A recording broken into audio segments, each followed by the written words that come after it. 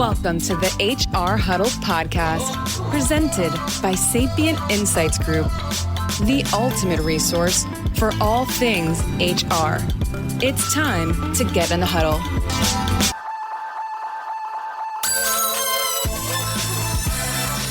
Welcome to Spilling the Tea on HR Tech, where we focus on the hottest HR tech news everyone needs to know to be in the know. We break down the news of the week and help you make sense of what it means for our industry and how it can impact your organization. This is our late June, early July episode. We've been doing this for almost 2 years now, Cliff, a year for you. So I'm your host, Stacey Harris, Chief Research Officer, Managing Partner for Sapient Insights Group, a research and advisory firm. And as I noted, joining me today for the conversation is our co-host, Cliff Stevenson, Director of Research and Principal Analyst for Sapient Insights Group. Cliff, this has been almost a full year now for you, sort of working on some of the stuff. Well, 6 months, hasn't it? Yeah, it was about December that I joined, and we've been doing the podcast since the beginning of the year. So yeah, this is a good sort of halfway mark. Definitely sort of jumped in head first and loving it. Yeah, I know. It always amazes me as time flies, like how many we get the numbers, like how many episodes we've done. And I'm like, really, we've done that many? But when you're doing this week after week, it adds up. But it's exciting to hit some of these milestones, like half a year, those kind of things. So we'll have to do a big celebration for the actual full 1 year anniversary. That's right. And also we've had a lot of interest in our social media platforms and downloads of the podcast, which we want to celebrate. And thank you all for listening and being a part of that. Yeah, we're exciting. I think we've already hit the big number. I don't know. Our marketing people will let you know, but there's some big number out there of how many downloads we've had for our podcast. And we're really excited about it. Cliff and I are just being asked to do some announcements around it, but I think it'll be coming in our next episode. So we'll let you know then. Nothing like not quite spilling the tea, right? That's right. Tight lid on that tea. Yeah. So what's going on in news? I mean, this is a crazy couple of weeks. We're heading into the holidays. People have been sort of off and on with vacations. I know I'm seeing a lot of vacation pictures come across both Facebook and LinkedIn these days, which has been kind of interesting to see it hit there. But what's going on? Because we've got a lot of news, even though it's the middle of the summer, don't we? We do. A lot of industry news that we're going going into from Workday, from Qualtrics, from Harry, from isolved, wow, from Fuel 50. So a lot. And then some other stories that will continue this sort of conversation we've been having about AI, but also some general industry news and also some internal stuff that's been going on that I want to talk about, and some things that are happening in the analyst space that I'd also like to touch on if we have time. Yeah. Well, let's see if we can get it all crammed into our 30 or so minutes that we're given for our show today. I think the first one is just an announcement about a new member showing up as a chief marketing officer. Is that correct? That's right. Workday, which I mentioned, has named Emma Chalwin their chief marketing officer. She'd come from Salesforce. She came from Salesforce doing marketing there. So very exciting. Really amazing resume when you look at especially the names of the companies she worked for at Macrovision, Adobe, McAfee. I've never known how to pronounce it. McAfee, yeah. At least that's how I've always said it. Someone can correct me if I'm wrong. But this was one where for a long time, I think Workday, and they did a really great job of promoting from within, doing a lot from within. But we know with Carl, who's the new CEO, or new co-CEO, who is moving into the role of CEO when Anil finally steps down in the next year and a half or so, we are definitely probably seeing them bring in leaders who maybe he's worked with in the past or who have experience in the kind of big firms that he's worked in as well, right? And so I think that's interesting to see that we're seeing this sort of dynamic shift at the top leadership at Workday. And I don't disagree with the fact that as they jump into the next level of dealing at enterprise-wide level applications, they're going to need to have someone who's got experience in all these areas where there are big conversations happening about things like security and things like artificial intelligence, which they're already at the top of those games in some cases. But I think it's good to see that they're sort of bringing in more talent to continue those conversations and be able to have them at some of the highest levels. More to come. I'm sure there will be opportunities and different changes. But this is one I think that people should be keeping an eye on, because as you get new leadership inside of organizations, It also means that you're going to see shifts in some of their approaches to things. I think for Workday, this is probably going to be a focus on sort of the big company issues that everybody's dealing with these days, right? Yeah, that would make sense, especially considering her background. Yeah. Speaking of big companies, Qualtrics, maybe not the biggest company, but pretty big, has been acquired or was completed their acquisition by SilverLake. SilverLake has a lot of companies in their portfolio. The ones most relevant to this space would be Achievers and Cegid. They also own the world's worst soccer team, but we won't get into that. So Qualtrics is a company that we follow and also we use as well for some of our internal survey development. So really excited to see that sort of big news, and always love to hear anything coming from Qualtrics. Yeah, I think it's probably worth noting the history that Qualtrics, right? Qualtrics was one of the fastest growing. So it's really only been in the market for about 10, 15 years. And it was a fast growing sort of solution early on, came out of Salt Lake, Utah area. And they were well known in the early days for good customer service, really building a community, all those things. They quickly ramped up to get to IPO level, but chose not to go that route when they got acquired by SAP SuccessFactors. And that was an interesting sort of step. And then SAP SuccessFactors made the decision to sort of sell off portions of Qualtrics back to the market. And I think that was where this sort of change came place. I do think they still have some level of involvement. As they said, there's still a lot of partnership levels there, but now they're sort of, I think, wholly owned as a private organization. And there's some freedom that comes with being sort of owned as a private entity, across, being able to partner a little bit more across different platforms, being able to think a little bit differently about things like customer service. Vendors, we all know this in the market, system vendors are held really to high expectations about the level of revenue they generate from services versus the actual renewable rates of their licensing and the applications. And so there's just a lot more leeway when organizations are privately owned. Now, whether or not they take advantage of that, I guess we'll wait to see. But yeah, this is probably interesting news for people to follow who are big customers of the Qualtrics environment. Yeah, I agree completely. Speaking of companies that are innovating and changing, we get Harry, that's the HARI. They call themselves an employee experience platform, but they do a lot of the HR activities for hospitality organizations, restaurant, hotels, that whole group. And what really stands out to me, especially on the back of the work we've done here at Sapient Insights Group about SMBs, which honestly, there's a lot of those in the hospitality space, is just how advanced the capabilities are for these organizations. The new features in the release, an open API platform, conversational onboarding, shift differential pay, live shift views, so you can kind of adjust on the fly depending on what you need. These are not the kind of capabilities that were available to smaller organizations, especially in the sort of hospitality space. So there's a lot of sort of flying by the seat of your pants sometimes. I'm saying this is someone who's worked in there. So love to see this advanced levels of scheduling, payroll, time and attendance from these organizations that could really use it. Yeah, I have a soft spot in my heart for any frontline work. I put myself through college, worked all the way from like 16 to almost 22, I think, at restaurants. And I'll tell you, that is hard work. And there's a lot of other frontline roles too that are just things like shift differentials and being able to change shifts on the fly.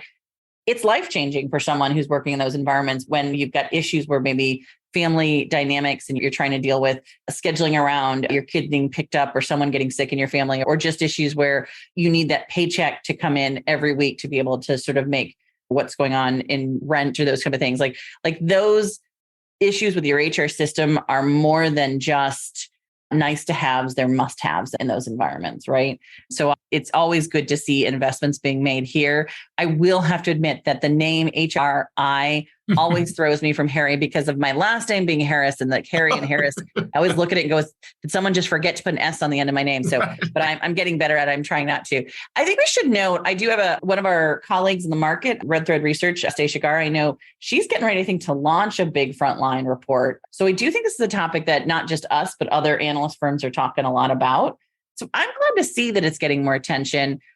there's no doubt that things like talent acquisition and workforce management or time and scheduling are a big part of that conversation. But a lot of them are small resources, like they have small corporate functions, but lots of employees, which is like a different dynamic. So they almost run like SMB sometimes, but they have a lot of employee challenges that they're dealing with because they have large workforces, because that's what you need when you're doing frontline work, right?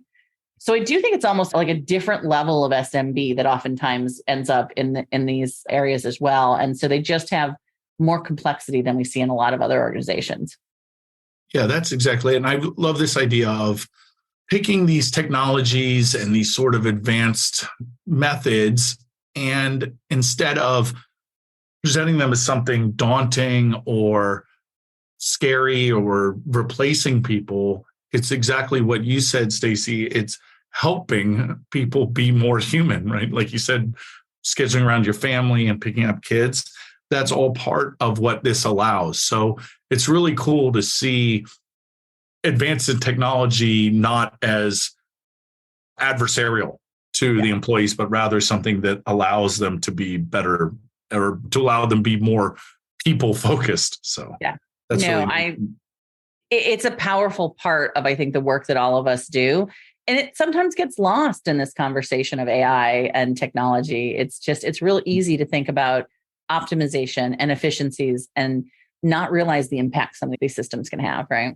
Exactly. And I guess I'm working on these segues, but since we're talking about people, we can talk about isolved's People Cloud that they've had for a while. But what's new is their benchmark insights. This is a new announcement from isolved. This is right. I mean, all of these have been hot off the presses. I think one of these was some of these announcements 48 minutes ago. I saw one. But the benchmark insights is what it says on the tin. It is looking at the data, benchmarking it across isolved People Cloud that can allow you to look at real-time salary data or leave indicators, those type of things that organizations want to be able to have access to rather than kind of getting monthly reports about. I love to see that. I know that you've had a little more insight into that, Stacey. In fact, I think you were the one who brought it to my attention. So yeah, and it's worth noting that for organizations that are dealing with a lot of SMBs, is probably a better way to put it, right? They have a lot of metrics from a lot of companies, especially if they're cloud and if they've done the right language inside their contracts that they can leverage across their platforms. And again, you have to anonymize it, normalize it. It's a lot of work. It's not something you want to undertake lightly. We've only seen a few organizations who have really sort of taken this, I think, to the next level. You're looking at someone like an ADP who has their benchmarking data points as well. You've got a couple of other organizations like someone like Lightcast who have sort of different types of benchmarking data. I mean, this is a space where we see a lot of both enterprise platforms as well as standalone solutions that are sort of coming together and trying to figure out a way to better give a vision to their customers around, are we in the right range? I always tell people, look at benchmarking data as a starting point, definitely not as an ending point. You shouldn't try to reach to a benchmark, but it gives you a tool to have a good conversation. I mean, are we under-resourcing? Are we not spending enough on various areas? Are we not investing enough time in various areas? All those things can be brought out with a benchmarking conversation. What I think is really interesting about isolved to realize is that not only do they have like 168,000 customers, right? That's across all the different, their direct customers, their customers that are through their partner models. And I think that's a pretty powerful thing to think about, the fact that you've got different types of customers at different levels that you're gathering data from around, right? And I think that's the most important thing when you're looking for benchmarking data sets is how much does it look like me, which is important. And then secondly, how are they cleaning? How are they managing that data? And you should be asking all of those important questions because there's always a little bit of nuance that needs to be brought to that. It's as much science as it is, as much art as it is science. But I think these tools are really powerful. I mean, obviously we're research data geeks, so I'm not surprised, but I think it's a valuable thing to have available for organizations, especially HR professionals who are trying to manage the business of HR, right? And so I was glad to see this. I think this is a good move for ICE. It'll be interesting to see if their customers are able to leverage it. So, absolutely. Hopefully get some good case studies out of that, if so. Yeah. I'm also going to tell you, I know the transitions are hard for you, Cliff. This is always, we're always talking about transitions on this. There is a class you can actually take. When I was in communications and journalism school way back in the day, when I was back in undergrad, there was literally a class I took on how to transition your on-air stories. And the most important thing they always said is to look for similar lines of conversation that you can jump through. So our next one being Fuel 50's news about updates to their VP of product marketing. Well, that means the new thinking is coming into the organization, right? Just like the new thinking we had in the previous one. I don't know. I'm giving you some ideas. Yeah, no, that's perfect. I was hoping that you were going to saddle yourself with the pronunciation. I'm going to go with roll deuce. Yeah. What do you think? That it's ROELDEUSS. I know that he had worked at Ascendify prior to the pandemic. Before joining Fuel 50, he's being promoted from within. And that's very exciting. And also Ann Fulton, the head of Fuel 50, has a new book coming out August 8th called The Talent of Revolution. Wonderful person, Ann. Always enjoy seeing someone's book come out. Won't be as good as the Stacey Harris classic, but I'll go ahead and give it 3.5 stars without even having read it. I would say Ann's great. She's got amazing personality. She always makes me smile every time I see Ann. And so I'm sure her book will do the same thing. And it's important to note, Fuel 50 is one of those players that's been around the market for a while and has really sort of set the pace for a bit of what is sort of career management in the market, right? And so it'll be interesting to see with sort of new product person around. I know it's a VP of product marketing, but still sort of, are they going to take some of that messaging? Are they going to take some of the product development they've had around sort of the career and growth and the value proposition of talent inside your organization and skills, and maybe sort of think a little bit more broadly about it? Because you said Roll's background is much more broad than just that type of a category area. So it'd be nice to see some of this connections make to the broader HR conversation. Absolutely. And speaking of broader HR conversations, let's start talking about some of these stories that have come across. Now, this one, next story is by a greenhouse, but it is a sort of broader topic that was brought on by their research from the Greenhouse Candidate Experience Report. And I find it pretty fascinating, although not surprising. Maybe the number's a little higher, but they found that a little over 76% of companies would look for a new job if their current company got rid of flexible work arrangements. So amazing. It's pretty much what we'd suspect, right? That people have become accustomed to working from home, at least occasionally, or at least in some sort of hybrid work.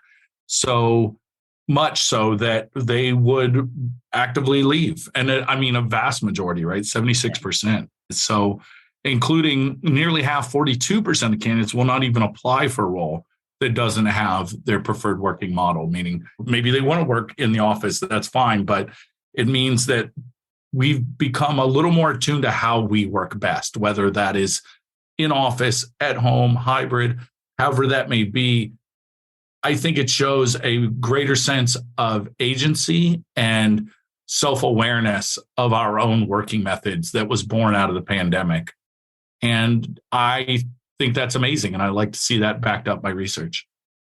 Yeah, it's interesting. So there was actually a pretty good, if you were following anything on Facebook, I think I've mentioned this before, the evil HR lady is the thing you can actually sign up. You got to be in HR before they'll approve you have access to it.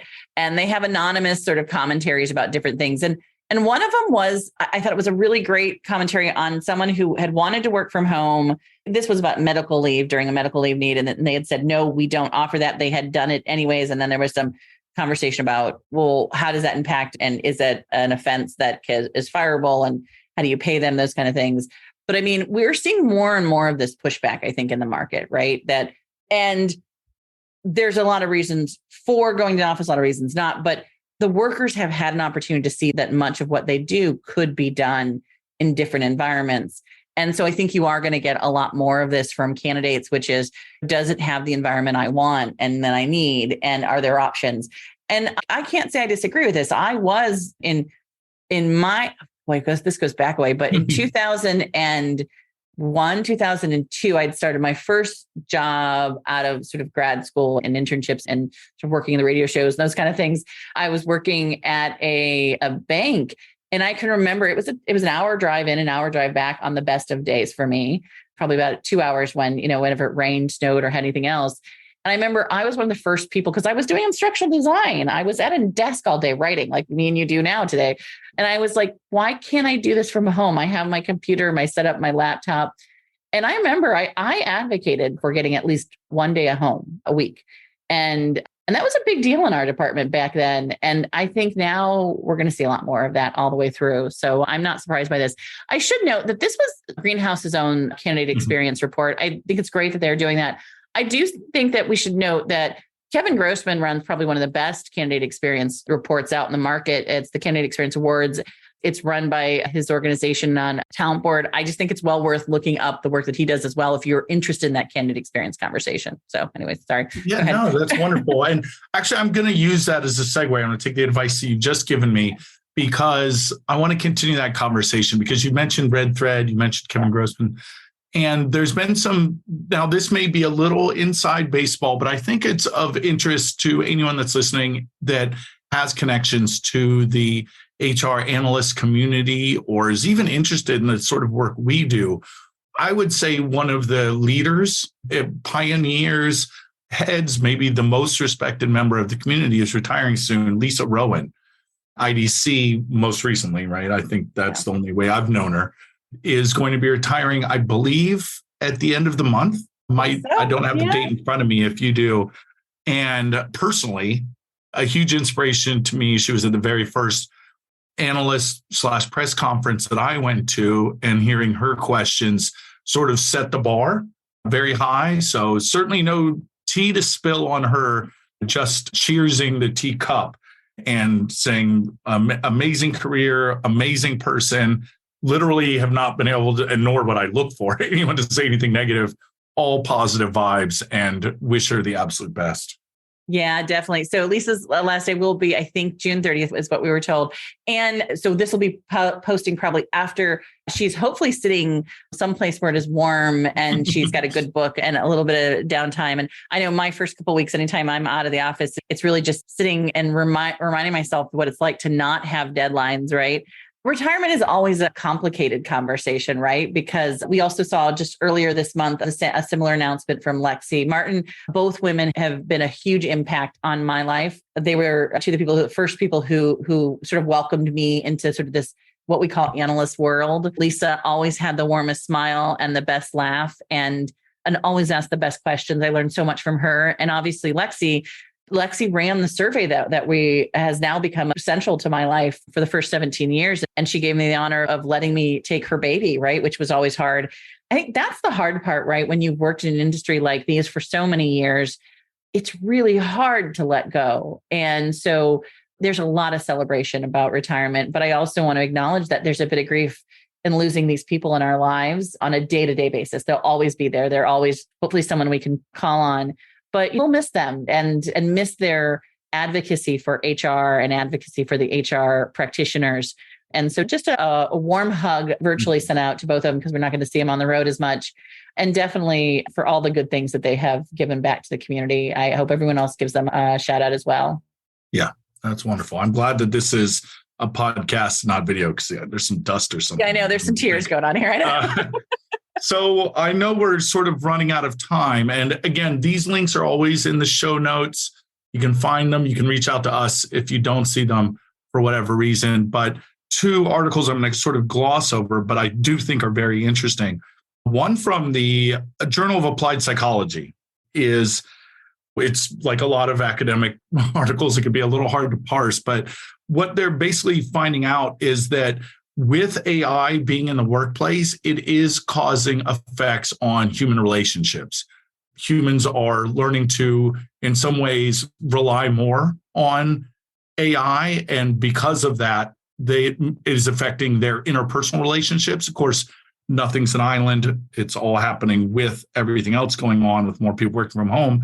But there's this worry that's leading towards more of an asocial system where people feel more socially disconnected at work and can have some negative effects, but also some positive effects because it can lead to increased collaboration, better feeling of bonding, as hopefully not in a us versus them mentality, but more of really treasuring those human connections, as kind of we were just saying. So the segue came a little later.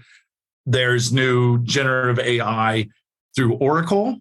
So, they're always one of the leaders there. They have some assisted authoring. That's a sort of classic use case of AI to help create content, better suggestions, summarization, very helpful, especially when you're reading these long academic articles from APA. I think we mentioned it last time, but I did want to touch on, because I can't remember if we were embargoed, but that 15.5 has released their HR outcomes dashboard. We had a chance to look at that. That is wonderful. It's really taking this idea of what is the information that is most useful and putting that front and center with business metrics, right? Rather than just looking at sort of the classic HR metrics, but how do you use that? And I know that they were inspired greatly by our own research, especially the 55 by 25 movement of moving towards more strategic HR. And the way you do that is through that alignment.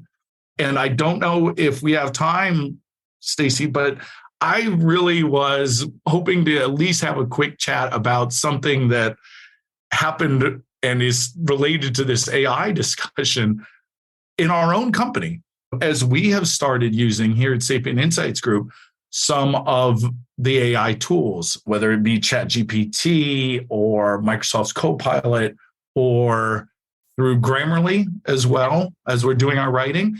And that prompted an internal discussion, which was so reflective of the things that we talk about on the podcast that I really just wanted to share it with everyone, where just organically people were bringing up concerns about, well, where's the data going? Which of these things is our IP? And also, is this ethical to use? Is this useful? Do we need to fact check this?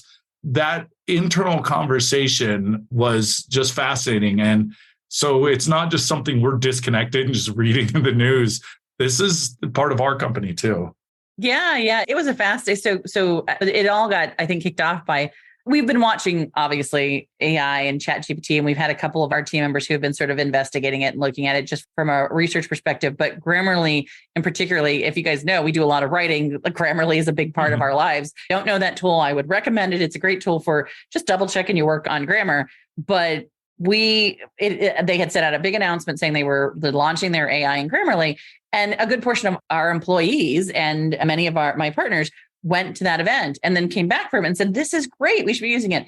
And it was really refreshing because you realize that the things that Cliff and I have been saying, because we weren't the ones who spoke up, Cliff and I have been saying have permeated the entire company. We saw 3 pop-ups. Yes, but don't put our own IP in it. And yes, it should only be used for marketing. Like it was all through, like it was to your point, it was a refreshing conversation, but it was also a real conversation that we're all having, which is that, yes, it's being used by employees around the world to help them sort of really rethink a little bit of how they get work done. I'm a big advocate of leveraging it in a way that helps you accelerate your work, get faster to the things that are unique and more artful in the work that you do. But we're on this journey, just like everybody else is, understanding how you handle IP, particularly when we spend so much time and energy, money, and our resources to build out that IP here on a research level. And it's interesting, Adobe just launched some of their new approaches to this because they're handling a lot of the creative work in the market through their products. And they're now kind of coming up with this idea of sort of things being tagged so that AI will highlight and then pay for things that they're pulling from independent artists. Not sure if that's going to be the right approach, but that's what we're seeing in that area. I know we're actually going through things like what's the right AI documentation, what documentation do we have to have in our employee handbooks so that their employees understand what they can and can't do with the AI tools in our own company. So we actually have that conversation as a team, talking about it in whole. What was the right language? We've also, I think, had to start thinking about what do we have to charge for and not charge for in our world? Because if you're not charging for certain documents or research, even though previously it was being used maybe in sort of thought leadership in some other areas, but now that makes it much more open to artificial intelligence, Cliff. And so that means that you may have to rethink models that we've had in place for a long time around available content that you have on your website and what you're using it for. So it's a difficult conversation, but an important one, right? Yeah. And I like this because as part of what we do here at Sapient Insights Group, we give recommendations. We're not just saying, here's the data. We really like to focus on what does this mean for you in a practical sense.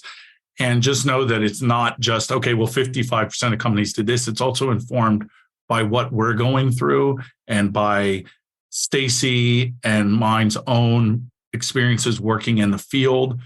And I like this because it helps both of us when we're doing writing, we're doing webinars, we're doing presentations, one of which is coming up. I should mention both Stacey and I will be in New York on July 12th and the 13th. If anyone that's listening would like to meet us, let us know. We would be happy to set something up. We've also got some other ones coming up. I think August 6th will be in Chicago as well.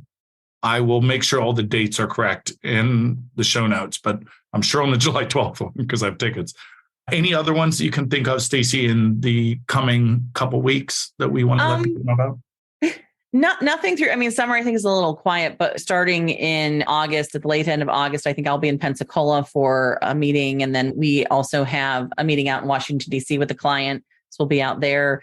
And then I do just want to remind people, if you haven't already signed up for the HR Technology Conference in Las Vegas, put on by the HR Executive Magazine Group, and you're thinking about it, we are keynoting that. We have the keynote on Friday afternoon, which is the last keynote of the week. So if you're also scheduling your flights, make sure you don't leave early on Thursday night, that you're scheduling a flight for Friday afternoon, because that's where we're going to release the annual HR Systems Survey key findings, which are going to be pretty exciting this year, just saying. So those are the big things I think we're going to be at for everyone.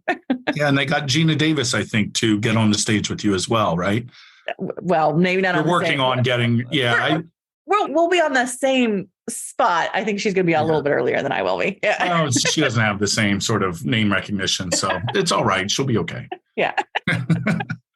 That's all I have. Yeah. That's all I've got. I'm leaving on that one. We should wrap that up. Everybody's probably rolling their eyes at this point. Yeah. All right. Well, guys, as always, just a quick reminder for our listeners, it is survey season. Our annual HR system survey is live. If you're listening to this, you're probably right at the end of the survey season. I'm going to give you a little bit of a sneak peek. It's open to July 15th. We're closing at July 1st, but we always give it a week or two just for stretch. And we've had a lot of people call and say, hey, can you keep it open? So if you're listening to this and it's still before July 15th, go to our website, go to the link. You have an opportunity to still take the survey. I know. And it's important this year. If you haven't already realized it, we are going to be charging for the big annual report this year, where a lot of times we've given it away free, like our 205th annual anniversary we did. This year, there will be a charge. So if you want that big report, 175 pages on what's happened in the HR tech market, you will have to participate this year. So go to our website and do that. Also, there you can also access our research, including our new HR in Action report written by Cliff on how SMBs are using HR technology to thrive. That's really exciting new paper we have out. And we want to also, if you want to sign up for our newsletter to get all these updates that we talk about here on a more regular basis, you can see that where we'll be speaking, where we'll be showing up, and when you can participate in the surveys as they come out. We only do the one time a year, so you want to make sure you get to it. All right. Finally, be sure to listen to our sister HR Huddle podcast, HR We Have a Problem, hosted by our CEO, Terry Zipper. And if you want to support these Huddle podcast episodes, please subscribe and leave a rating and review them where you grab your podcast. That makes such a big difference to us and to anybody who is trying to find us, because that's how they get moved up in the rankings. To stay up to date with immediate breaking HR tech news and get all the behind the scenes content, you can follow us at Sapient Insights on LinkedIn or Twitter. And finally, a big, huge thanks, Cliff. I know you do so much work putting all these together every week and thinking about what we can get fit in and what we can't. Also, thank you to our production team, including Brand Method Media Group, who helps us produce these podcasts run by their amazing founder, Kelly. Our marketing team, Lisa Renko and Zoe Britton, who make sure this gets out every week and is posted in accessible format. And most importantly, thanks to you, our listeners and our community. We couldn't do this without you. Please let us know if there are things you would like us to discuss. Please make sure you send your news alerts to us this way so we can make sure they're included each and every other week when we're talking. But that's it for this week's of Spilling the Tea on HR Tech. We hope it's been just the brew you need to start the engines running this week. We'll be back in 2 weeks with another pot of boiling hot HR Tech updates and insights. Bye, everyone.